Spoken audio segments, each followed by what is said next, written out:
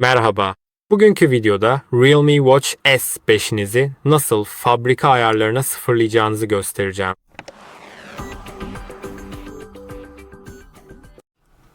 Fabrika ayarlarını sıfırlamak için Saat'e gidebilir ve ardından cihazı sile tıklayabilirsiniz. Sonra sile tıklayın ve şimdi görebileceğiniz gibi saat otomatik olarak sıfırlanıyor.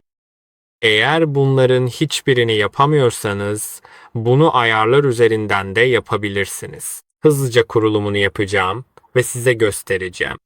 Tamam, şimdi kuruldu. Uygulamadan olmazsa saatteki ayarlardan en alta inip sistemden sıfırlayı seçin, verileri silip onaylayın. Umarım faydalı olmuştur. Beğenmeyi ve abone olmayı unutmayın. Sonraki videoda görüşürüz.